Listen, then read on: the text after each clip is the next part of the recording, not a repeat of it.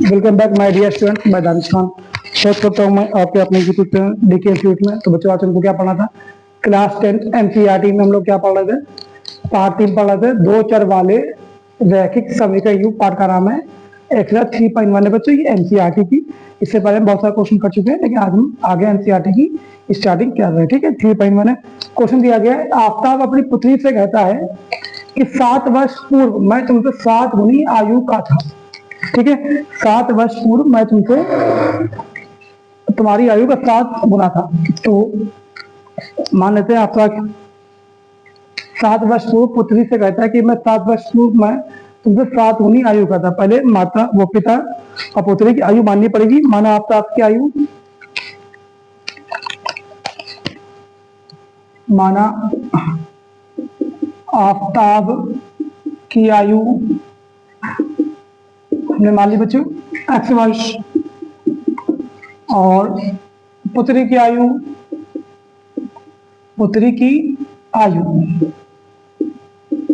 y वर्ष मान लिया हमने। आफ्ताब को x माना और उसकी पुत्री को y वर्ष मान लिया। पहले क्या कहा था? 7 वर्ष पूर्व, पहले हम इसकी कंडीशन देखेंगे, फिर 3 वर्ष बाद इसको देखेंगे। दो कंडीशन दी गई है, पहले देखते हैं 7 वर्ष पूर्व। 7 वर्ष पूर्व, ठीक है, और यहां लिखते हैं हम 3 वर्ष बाद। 3 वर्ष बाद दोनों को देखते हैं। 7 वर्ष पूर्व तो दोनों को निकालते हैं। आफ्ताब की उम्र कितनी हो जाएगी? आफ्ताब की आयु हो जाएगी, x वर्ष था तो 7 घटा लेंगे, x माई के 7 वर्ष। ठीक है, पहले की बात कर रहे हैं ना, पूर्व का मतलब पहले होता है। पूर्व का मतलब बच्चों पहले। पुत्री की आयु कितनी हो जाएगी? पुत्री की आयु तो x y माइनस के 7 वर्ष। ठीक है, मैं तुमसे 7 गुनी आयु का था, तो पहले दोनों की आयु लिखेंगे यहाँ पे, x माइनस 7 y माइनस 7। पिताजी कह रहे हैं मैं तुमसे 7 गुनी आयु का था, तो 7 यहां लगा लिया जाएगा। इसके कंपैरिजन में ये 7 गुना था, इसके कंपैरिजन बेटा ये 7 गुना था, तो इसकी तरफ 7 लगा लेंगे। सॉल्व करते हैं। x माइनस 7 7y 7 से 49 माइनस की। ठीक है, तो x माइनस के 7y इधर आ गया, ये प्लस था, इधर के माइनस के 7y बराबर माइनस 49, 7 चलेगा उधर प्लस के 7। x माइनस के 7y बराबर कितना आ गया? माइनस के 42। It is called equation number 1। ठीक बच्चों, क्या हो गया? इक्वेशन नंबर 1 हो गया। आगे देखते हैं। 3 वर्ष बाद एक इक्वेशन ऐसी आएगी, फिर ग्राफिक विधि से करेंगे। 3 वर्ष के बाद तो आफ्ताब की उम्र कितनी हो जाएगी? आफ्ताब की आयु पहले x की 3 बढ़ा लीजिए, x प्लस 3 वर्ष आ गई। ठीक है, x प्लस 3 वर्ष हो गई। पुत्री की आयु कितनी हो जाएगी? पुत्री की आयु y प्लस के 3 वर्ष। और यहाँ क्या कह रहा है? 3 वर्ष बाद मैं तुमसे केवल 3 गुनी आयु का रह जाऊंगा, तो दोनों तरफ इनकी आयु रख दी। ये कह रहे हैं आफ्ताब मैं तुमसे 3 गुनी आयु का रह जाऊंगा, तो 3 यहाँ लगा लेंगे बच्चों। क्या लगाएंगे? 3 यहाँ पे लगा लेंगे। 3 गुनी बोली या 7 गुनी बोली तो 7 लगाया। अगर 100 गुनी बोलते तो 100 हम यहाँ लगाते। ठीक है, x प्लस 3 बराबर 3y 3 9, x 3y इधर ले आए, माइनस के 3y बराबर 9 ऐसे रखे, 3 उधर भेज दिया, माइनस के 3, x माइनस 3y बराबर कितना आ जाएगा? 6। It is called equation number 2 बच्चे। क्या इतनी बातें आपको समझ आ गई? ठीक है, अब लोग आगे पढ़ते हैं। हम लोग क्या ग्राफिक विधि से करना है इस स्थिति को, बीजगणितीय एवं ग्राफिक विधि से। पहले बीजगणितीय रूप से लिखेंगे, बाद में ग्राफ बनाएंगे। तुम क्या करते हैं? हेडिंग डालते हैं ग्राफीय रूप में।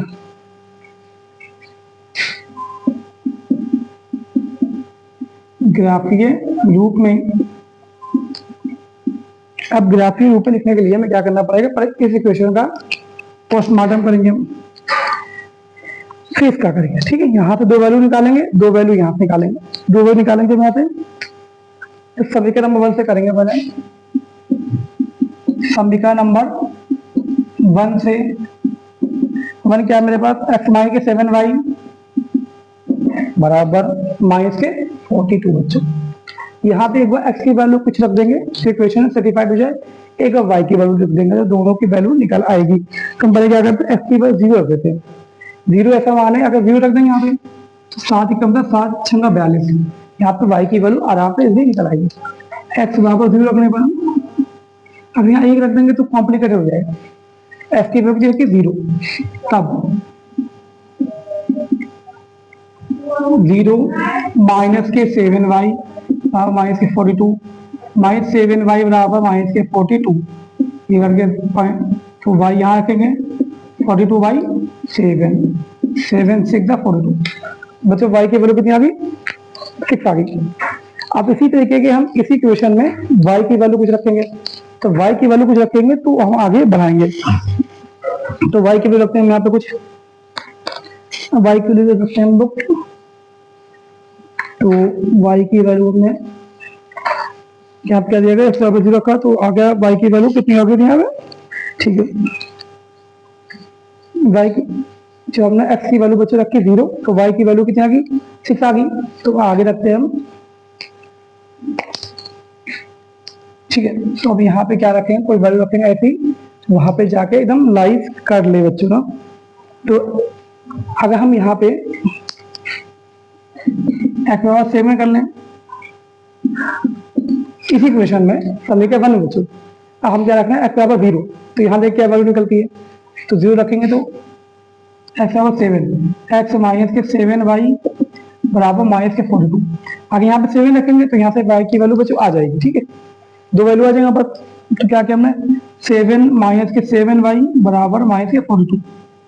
तो अब क्या करेंगे हम, इस 7 इधर भेजेंगे, माइनस के 7y बराबर माइनस के 42 और माइनस के 7, तो माइनस के 7y माइनस के 49, तो 7 कम पर होते हैं 49, y की वैल्यू बच्चों कितनी आ गई 7। जब हमने x की वैल्यू 0 रखी तो y की वैल्यू आ गई 7।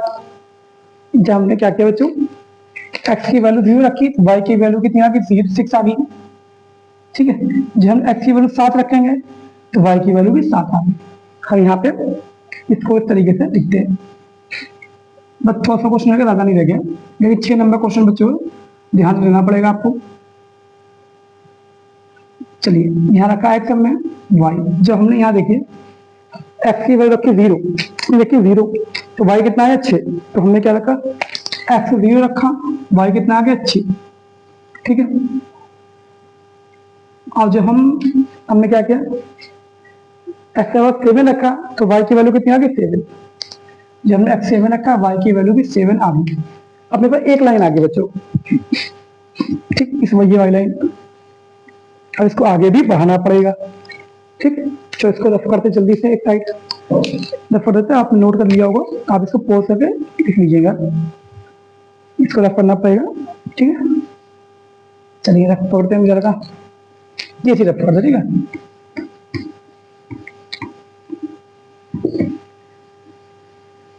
हम क्या करेंगे, समीकरण नंबर 2 से रखेंगे, समीकरण नंबर 2 रखेंगे,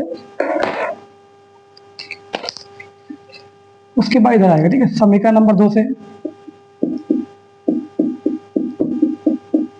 2 से निकल क्या था हमारे पास, हमने तो रफ कर दिया, कोई बात नहीं, हम देख लेते हैं यहाँ से। तो हमने क्या किया, समीकरण नंबर था एक्स माइनस के 3y बराबर 6, शायद यही था ना, एक्स माइनस के क्या निकला, 3y बराबर 6, एक्स माइनस के 3y बराबर 6 था। तो यहाँ पहले एक बार एक्स की वैल्यू रखेंगे, एक्स का कुछ मान रखना पड़ेगा, एक्स की वैल्यू हम समीकरण 2 से एक्स बराबर 0, एक्स यहाँ पर 0 पर, ठीक है, पहले 0 रखते हैं हम। हमने 0 क्यों रखा बच्चों, क्योंकि इसलिए वैल्यू अगर 0 यहाँ रख देंगे, 3 कम 3 3 नीचे, y का मान 2 आ जाएगा।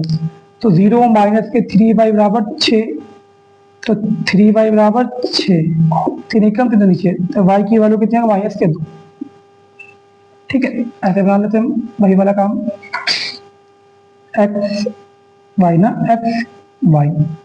जब हमने एक्स की वैल्यू 0 रखी तो y कितना आया -2।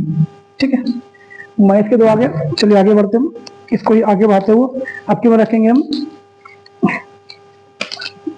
अगर हम यहाँ y का मान 0 रख दें तो इसकी वैल्यू 6 आ जाएगी। देखें तो अब y बराबर 0 पर, तो y कितना 0 रखेंगे, x -3y बराबर 6। x का -3y की वैल्यू को 0 बराबर 6, तो ये खत्म हो गया पूरा। x बराबर कितना आ गया बच्चों 6। क्या देखिए, जब हमने x की वैल्यू 6 रखी, y कितना आ गया 0। हमने x की वैल्यू रखी 6, सॉरी बेटा बोल गया, हाँ ठीक है, x की वैल्यू 6 रखी हमने, तो y कितना आ गया -2। एक रेखा बच्चों ये आ गई और एक रेखा हमारी ये आ गई थी। कुछ ही हमारा क्वेश्चन खत्म पे आ गया। हम बस इसको हम ग्राफिक विधि से बना रहे, ठीक, थोड़ा से ग्राफिक विधि से बनाने के लिए मैं एक्स एक्सिस वाई एक्सिस बनानी पड़ेगी, इस तरीके से मानना पड़ेगा, इसके बिना काम नहीं चलेगा हमारा। कोई दिक्कत नहीं, हमने बना लिया।